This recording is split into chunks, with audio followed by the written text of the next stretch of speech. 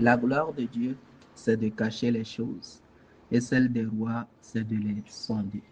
Vous recevez toujours le frère Ulrich Agbessi qui vous revient maintenant sur le thème quand Dieu recrée une lignée. Quand Dieu recrée une lignée. Aujourd'hui, nous allons parler sur la base des textes de Isaïe 57, versets 7 à 14 et Jean 13, verset 1 à 14. Que l'Éternel nous bénisse abondamment ce soir. Alors, après la destruction du figuier ou du voile, le renversement des systèmes et gouvernements qui se sont établis en vous, la délivrance des démons et la guérison des malades, nous voici à une étape cruciale, le jeudi saint. Le jeudi saint où la plénitude de l'amour de Dieu est manifeste, l'annulation des anciennes alliances puis l'établissement d'une nouvelle alliance, une alliance pure et efficace. Alors, lorsque vous allez lire par exemple le texte d'Isaïe 57, vous allez voir que c'est un texte dans lequel Dieu fait des reproches liés à la prostitution du peuple d'Israël. Pourquoi? Parce que devant Dieu, lorsque Israël partait vers d'autres dieux, l'Éternel le traitait d'adultère. Pourquoi? Parce qu'il a déclaré qu'il est un Dieu jaloux.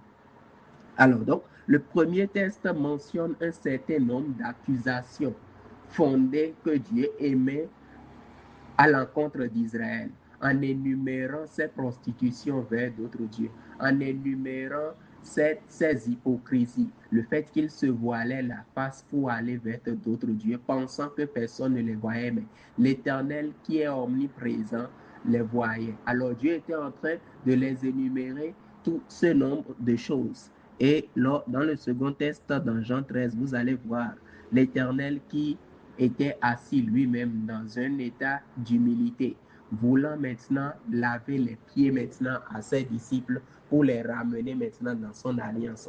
Alors, cherchons un peu à comprendre ce mystère. Vous savez, dans les traditions africaines, pour rétablir l'épouse adultère, il faut naturellement lui laver les pieds. Alors, déjà, vous devez comprendre que le mystère que ces deux textes voudraient nous faire comprendre, c'est le mystère de la réhabilitation de l'épouse adultère. Qui est l'épouse et qui est l'époux?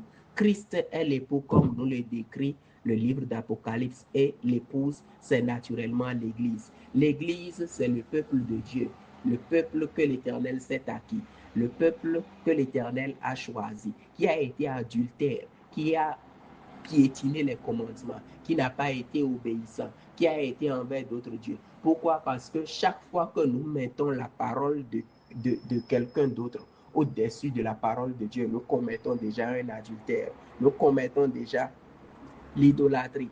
Et par l'amour de Dieu en ce moment, l'Éternel a voulu nous ramener encore dans sa maison, nous réhabiliter encore en tant qu'épouse par le mystère du lavement des pieds. Le lavement des pieds a pour premier but le rachat de la répudiation. Pourquoi? Parce que l'épouse à laquelle on n'a pas lavé les pieds est tout simplement rejetée et répudiée. Retenez cela, le premier avantage ou bien le premier avantage du lavement des pieds, c'est qu'elle nous réhabilite en tant qu'épouse en annulant tous nos adultères passés, en annulant tous nos actes passés.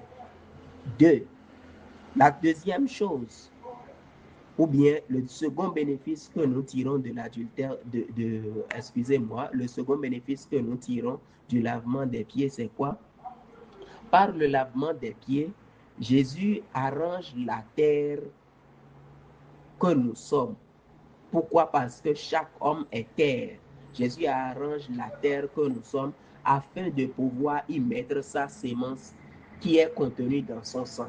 C'est-à-dire que Jésus, étant le semeur dans les évangiles, il arrange la terre. Pourquoi? Parce que lorsqu'une terre est dure, il faut la traiter avant de pouvoir y mettre la semence. Jésus arrange la terre que nous sommes avant de pouvoir y mettre sa semence pour qu'elle puisse sortir ses fruits en nous, afin que ces fruits puissent grandir en nous. La troisième chose, le troisième bénéfice que nous bénéficions du lavement des pieds, c'est quoi? C'est la suppression des marques sataniques de notre esprit.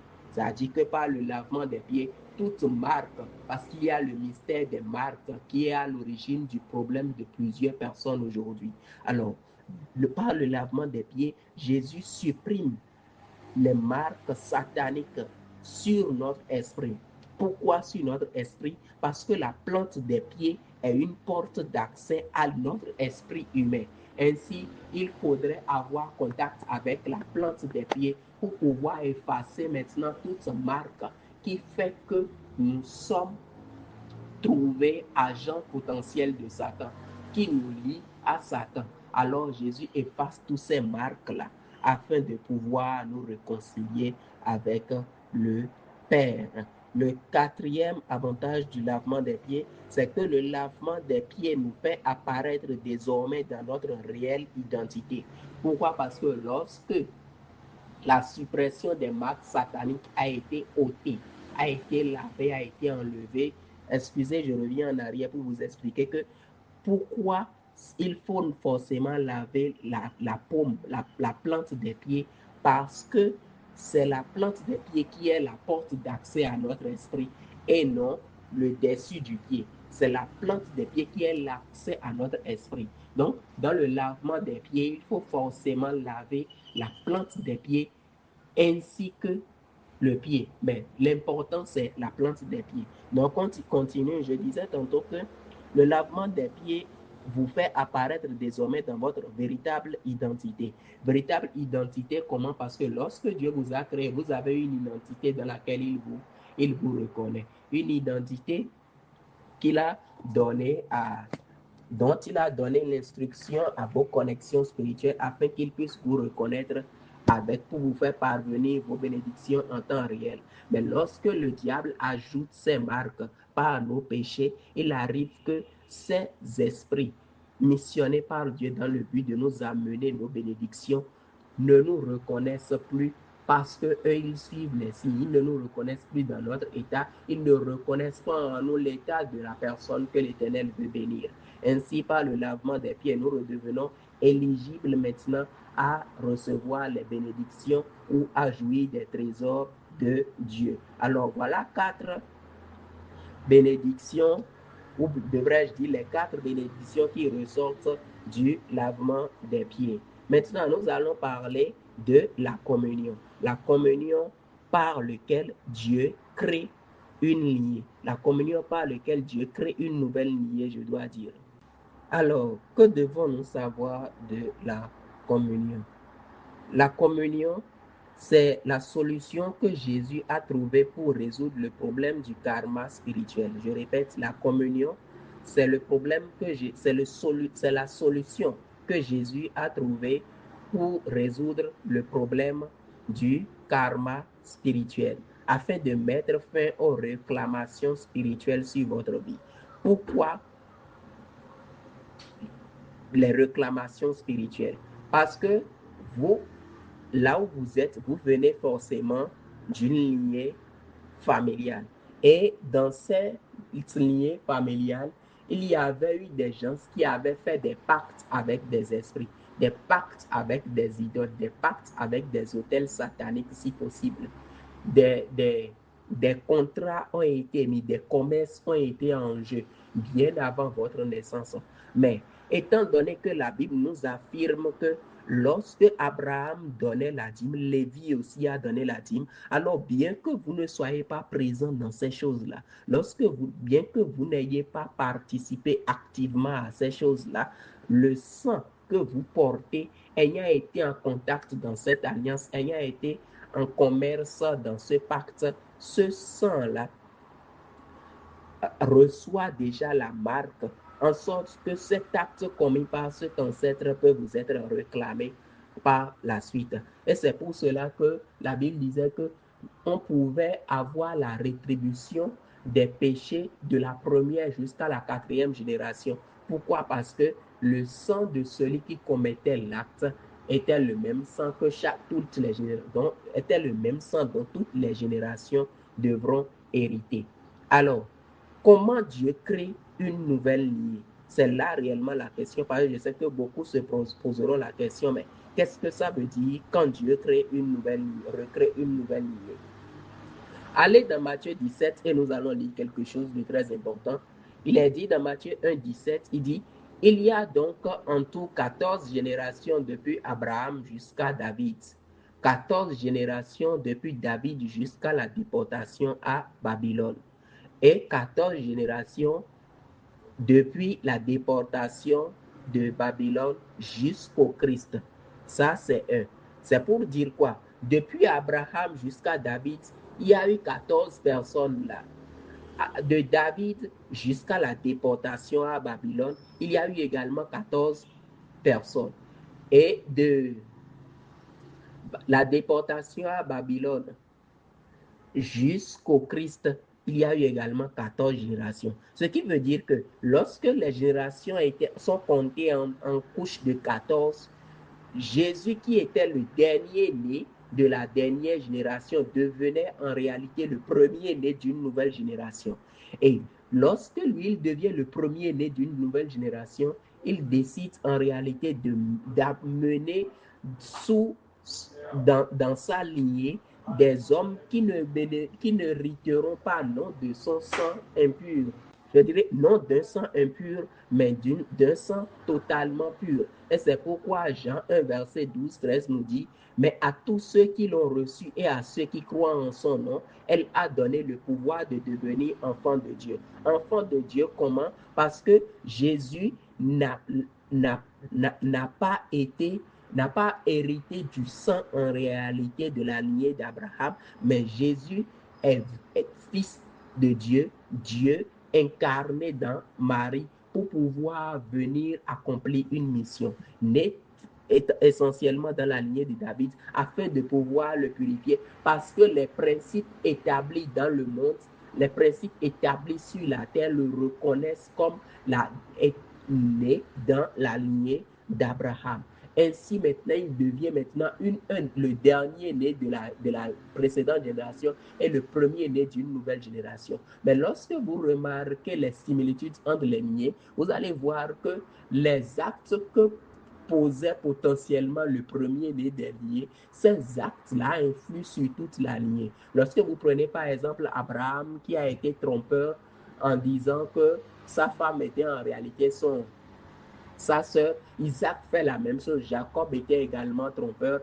Et puis, dans les enfants de Jacob aussi, le même phénomène s'est installé. Mais lorsque vous arrivez à David, qui a eu à faire l'erreur de coucher avec la femme d'Uri et a posé un acte d'adultère et puis un acte macabre, vous allez voir que dans toute ça, la lignée qui est venue après David, il y a eu l'idolâtrie et puis des choses qui étaient en réalité en abomination à l'Éternel. Ainsi, vous devez comprendre que Jésus étant maintenant le premier-né d'une nouvelle génération, les générations qui devront suivre à Jésus ne seront pas en réalité des générations qui vont copier, eux, les actes d'Abraham, mais ce seront des générations qui vont copier maintenant les comportements de Jésus maintenant. Jésus en qui il n'y a point de péché, Jésus en qui il n'y a point d'impureté. Alors, Jean 1, 12 nous continue à nous dire, lesquels sont nés non du sang. Voilà ce que je vous expliquais, non du sang, ni de la volonté de la chair, ni de la volonté de l'homme, mais de Dieu. Et dans Jean 4, on nous dit que Dieu est esprit, ce qui veut dire que ceci est venu de la volonté de l'esprit.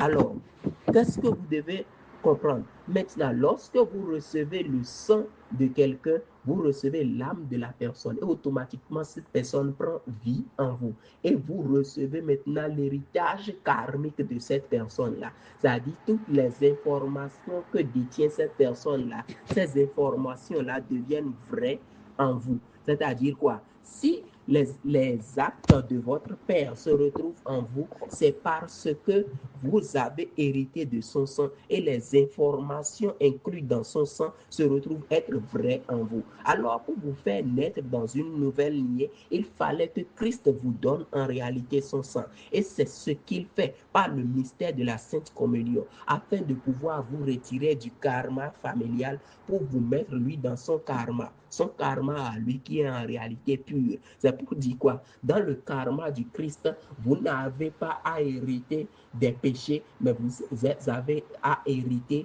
des bonnes œuvres. Vous avez à hériter de la bénédiction. Vous avez à hériter de la nature divine. Et c'est pourquoi la loi dit que nous sommes des dieux, mais vous mourrez comme des hommes, afin que nous ne mourrons pas plus désormais comme des hommes, mais que nous mourrons authentiquement comme des dieux que nous sommes. Jésus nous donne son sang et sa chair. Et c'est comme ça que la lignée karmique ténébreuse a été abolie pour les enfants du Christ. Et c'est en cela qu'il est dit que ceux qui croient en Christ sont une nouvelle créature. Vous êtes une nouvelle créature parce qu'il n'y a point de karma négatif en vous, parce qu'il n'y a point de souvenirs d'actes de désobéissance en votre sein. Pourquoi? Parce que vous avez reçu le sang du dernier Adam, qui est un esprit vivifiant. Le premier Adam a fait que toute sa lignée a hérité du péché, mais le dernier Adam, lui, il fait que toute sa lignée reçoive la vie. Le premier Adam a laissé la mort dans les entrailles, mais le premier Adam a laissé la mort dans les entrailles, mais le dernier Adam a laissé la vie maintenant dans les entrailles. Alors, mon frère, je voudrais que tu réalises en réalité l'amour immense de Dieu par ce sacrement qu'il nous a donné en tant que son enfant. Alors, je voudrais t'exhorter à ce que tu dises fièrement à chaque fois et à tout moment que tu es un enfant de Dieu. La chair en réalité de Dieu que nous recevons par la communion, c'est l'héritage d'une chair brisée, l'héritage d'une chair broyée, l'héritage d'une chair maîtrisée, qui fait que en réalité, vous, la chair ne vous dominera plus. Mais désormais, ce sera l'esprit qui vous domine. C'est pourquoi nous mangeons la chair. Alors, quelles sont les dispositions que vous devez prendre? D'abord, je voudrais te dire de réaliser combien de fois l'amour de Dieu est grand, alors qu'il nous permet de recevoir ce sacrement chaque année afin de toujours nous rétablir dans son alliance, pour que nous ne soyons pas perdus, afin que nous ne nous perdions point. Nous rendons gloire à Dieu, gloire à son nom, alléluia. Alors, il y a quoi dans le sang de Jésus concrètement? C'est une question encore à laquelle nous avons. Il y a quoi dans le sang de Jésus concrètement? Vous devez savoir en un bloc, c'est que tout ce dont vous aurez besoin, c'est disponible dans le sang de Jésus. Il y a un chant, un cantique céleste qui dit pour l'antito, l'engbo voulo tombe. Pour l'antito, l'engbo voulo tombe. Pour l'antito, l'engbo voulo tombe. Ton Jésus tombe. Il y a la guérison, il y a la bénédiction, il y a la délivrance. Tout ce dont vous pouvez avoir besoin, elles sont disponibles dans le sang de Jésus. Alléluia. Alors, quelle est la disposition ultime que vous devez prendre au moment du lavement des pieds et de la communion? C'est quoi? Au niveau du lavement des pieds, j'ai déjà dit que c'est la plante des pieds qui est lavée. Et lorsque vous le faites ainsi, alors vous entrez maintenant dans la domination selon qu'il est écrit dans le livre de Josué. Partout où vous poserez la plante de vos pieds, je vous donnerai ce lieu en héritage. Alors, pour la communion, je voudrais vous demander de manger la chair de Jésus et non le pain. Je reprends par rapport à la communion, mangez la chair de Jésus et non le pain. Et buvez le sang de Jésus et non le jus ou le vin. Je reprends, disposition pour la communion, mangez la chair de Jésus et non le pain. Buvez le sang de Jésus et non le jus ou le vin. C'est une disposition mentale, c'est une disposition de la mentalité. Alors, que Dieu vous bénisse et agréable jeudi saint à vous.